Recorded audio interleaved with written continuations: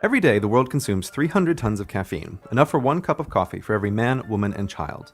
The world's largest buyer of coffee, the US, has to import nearly all of this, as the coffee trees from which caffeine is harvested will only grow at commercial levels between the Tropic of Cancer and the Tropic of Capricorn in an area called the Coffee Belt.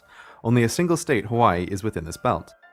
However, the United States is only the largest buyer because it's so populous. The most enthusiastic coffee drinkers per capita are, in increasing order, the Netherlands, Denmark, Iceland, Norway, and, the world champions, Finland, where they drink 3 times as much coffee a day as the average American.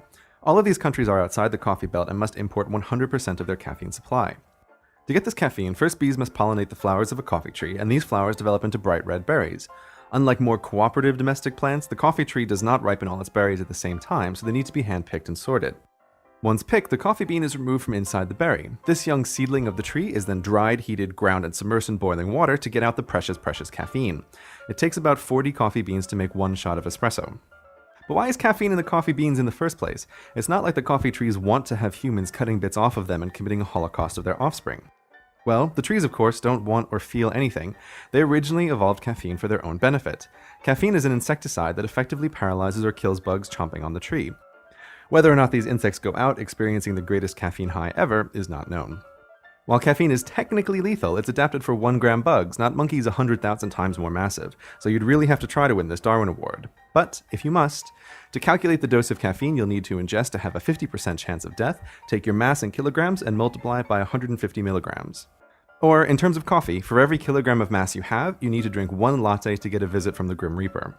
That's a lot of coffee, so it's not surprising that there are no recorded deaths in healthy adults from this method, and it's doubtful that it's even possible, because while you're busy getting coffee in, your body is busy getting it out by one way or another. The rare recorded deaths from caffeine are from diet pills, pet pills, and crazy people who eat the drug in its pure form. Poison though caffeine is, you do still develop an addiction to this stuff, and it's a real physiological addiction, not a wimpy psychological addiction like people claim for video games and the internet. But caffeine isn't heroin, rapid withdrawal won't kill you. It might make you cranky and give you a wicked headache, but since caffeine releases dopamine to make you happy and it gets rid of headaches, there's really no reason to ever stop using this stuff. And who would want to give it up anyway? I mean, aside from converts to Mormonism and Rastafarianism. Caffeine is the world's most used psychoactive drug, and with good reason. It's pure awesome. It increases concentration, decreases fatigue, and gives you better memory. And this isn't just a placebo, these are real effects replicable in a laboratory. And, contrary to popular belief, drinking coffee isn't a Faustian bargain where the devil gives you the ability to work faster, but in exchange makes your life shorter. For normal, healthy humans, there are no medical concerns. Coffee and the caffeine within it may even have medical benefits, such as protection from cardiovascular disease, diabetes, and Parkinson's. Caffeine can even get rid of migraines, but the amount required and the method of ingestion is uncomfortable. Moving right along. You know what else you can thank caffeine for? A little thing called the Enlightenment. In the 1600s, people drank more beer and gin than water, but with the introduction of coffee and tea, people switched from a depressant to a stimulant. It's not surprising then that this time was an intellectual boon compared to earlier centuries. Ben Franklin and Edward Lloyd loved their coffee for the same reason that modern workers and students do. It's invaluable for staying awake and concentrating when you need to finish a TPS report or get through that boring physics class.